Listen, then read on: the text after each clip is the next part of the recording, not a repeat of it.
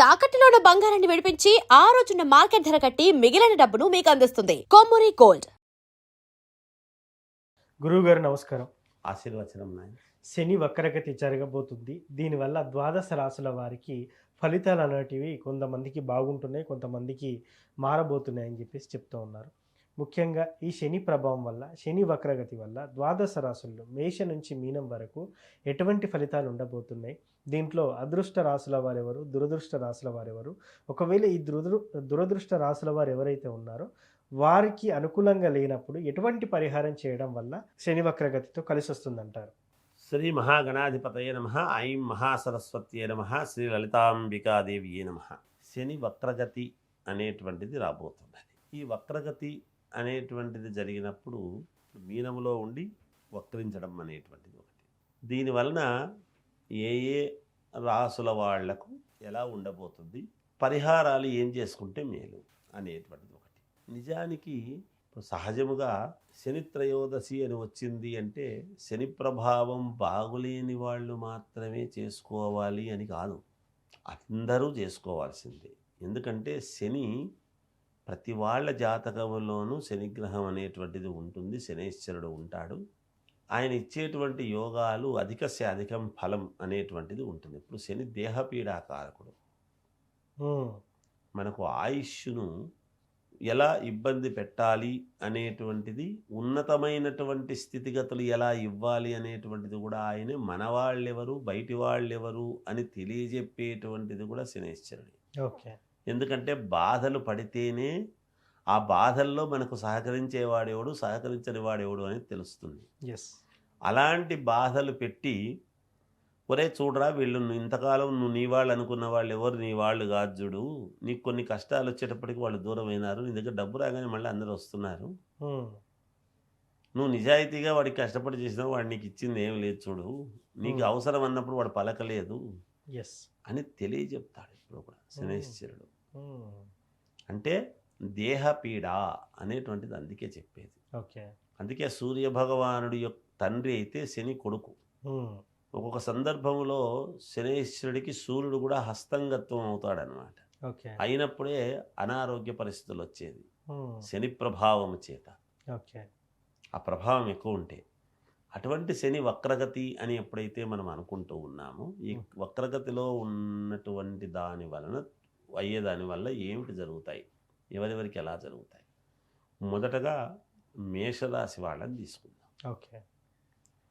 మేషరాశి వాళ్లకు ఈ శని వక్రగతి అనేటువంటిది ఉండేటువంటి దాని వలన వీళ్ళు కొంచెం తైలాభిషేకాలు, ఎందుకంటే ఏలినాడు శని ప్రభావం కూడా ఉంది వాళ్లకు. శని క్షేత్రాలు ఉంటాయి ఒకటి, ఎక్కడైనా పావుగడ అని కానీ, లేకపోతే ఇంకోటి కానీ, వెనకతలని కానీ, ఇలా శని క్షేత్రం అనేటువంటిది ఉన్నది కదా. అటువంటి క్షేత్రాలకు వెళ్ళి కనీసం అంటే ఒక 3 సార్లు, అంటే నెలకొక్కసారి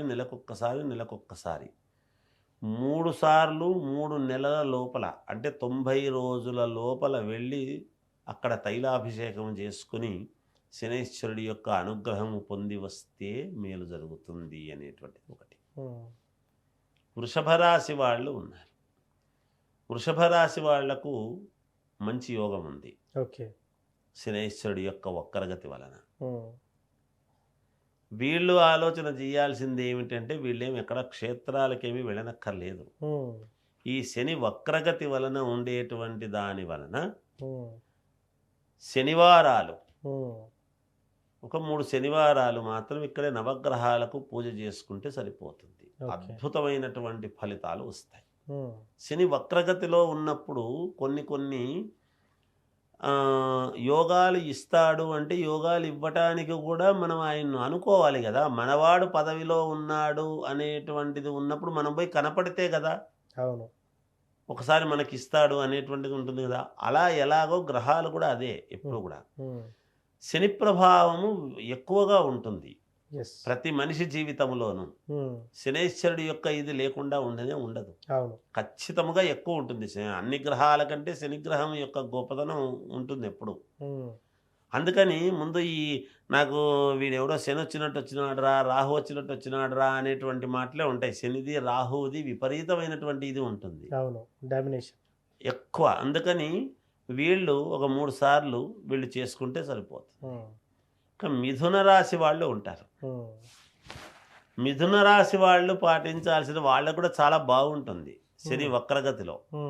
ఎందుకంటే శ్రమ ఉంటుంది అధికముగా, శారీరకమైన శ్రమ ఉంటుంది, శ్రమకు తగినటువంటి ఫలితం ఉంటుంది బాగా. ఆ శ్రమ నుండి కొంచెం నరాల యొక్క బలహీనత, ఇట్లాంటివి చేతకాకుండా పోవడము, ఇట్లాంటివి కొన్ని ఎంత తిరిగినా ఎందుకో చేత కావడం లేదు, మళ్ళీ పోదాములే అని అనిపించడం చేయటము, అలాంటి దానికి దారి తీసే వ్యవహారాలు వస్తాయి. అంతేగాని యోగాలు బాగుంటాయి. అయితే ఆ సమయానికి పోతే కదా యోగం. పోనివ్వకుండా ఆగుదామా, ఆ శరీరము బడలిక అని అనిపించి ఎక్కడైతే మనస్సులో ఇంకొక రకంగా ఆలోచన చేసినాడు అంటే దాని ఫలితాన్ని పోగొట్టుకున్నవాడు అవుతాడు. కాబట్టి జాగ్రత్తగా వహించి చేసుకోవాల్సినటువంటి అవసరం ఉంటుంది. వాళ్ళే పూజలు అవన్నీ ఏమీ చేయనక్కర్లేదు. కానీ వీళ్ళు శనివారం నవగ్రహాలను తలుచుకోవటము కానీ, నవగ్రహాలకు తిరగడం కానీ చేస్తే చాలా సంతోషం. అంతకుమించి వేరే చేయనక్కర్లేదు. కర్కాటక రాశి వాళ్ళు ఉంటారు. ఇక మిథునం అయిపోయింది, కర్కాటకం. కర్కాటక రాశిలోనే గురువు ఉండేటువంటి దాని వలన, వక్రగతి వలన అద్భుతమైనటువంటి యోగాలు ఉంటాయి వాళ్లకు. ఎంత శ్రమపడి చేసుకుంటే అంత లాభం. ఇంట్లో కూర్చుంటే పనులు కావు, వెళ్ళాలి. వీళ్ళు సాయంకాలాలు కనుక వీళ్ళు దృష్టి పెట్టి ఎప్పుడైతే దాని మీద నాకు కావాలి ఎలాగైనా అనేటువంటి ఆలోచనలతో వీళ్ళు ముందుకు వెళతారో తప్పకుండా విజయం సాధించి తీరుతారు. వీళ్ళు అనుకోవాల్సింది ఏమి లేదు. ఆదిత్యాయచ సోమాయ మంగళాయ బుధాయచ గురు శుక్ర శనిభ్యశ్చ రాహవే కేతవే నమః అనుకుంటే చాలు, ఏం అనుకోనక్కర్లేదు. అది తలుచుకుంటూ వీళ్ళ పనులు వీళ్ళు చేసుకుంటే అద్భుతమైనటువంటి యోగాలు వీళ్ళకున్నాయి. 100% అన్నీ జరుగుతాయి గాక. సింహరాశి వాళ్ళు ఉన్నారు.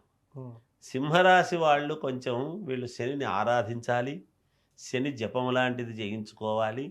కొంచెం శనిని నిరంతరము స్మరించుకుంటూ, శనైశ్వరుడికి సంబంధించిన శనివారము శనైశ్వరుడిని తలుచుకుంటూ నవగ్రహాలకు తిరిగి వీలైతే తైలాభిషేకం అనేటువంటిది కనీసం అంటే ఒక 5 సార్లు చేయించుకుంటే బాగుంటుంది. ఒక 3 నెలల లోపల, 3 నెలల పాటు అద్భుతమైనటువంటి యోగాలు. మొదటిసారి చేయించుకుంటేనే యోగాలు వస్తాయి, రెండోసారి చేయించుకున్నా యోగం వస్తుంది. ఎందుకంటే ఈ సింహరాశి వాళ్లకు సింహరాశ్యాధిపతి రవి, సూర్యుడు.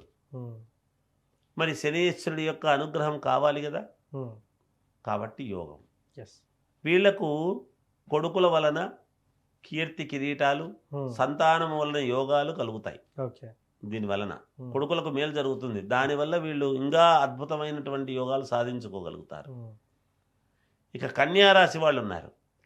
కన్యారాశి వాళ్ళు శనైశ్వరుణ్ణి జపంలాగానో లేదా శనైశ్వరుడికి నవగ్రహాలకు తిరగటము కానీ ఇలాంటివి చేస్తే అద్భుతమైనటువంటి ఫలితాలు శని వక్రగతిలో వస్తాయి.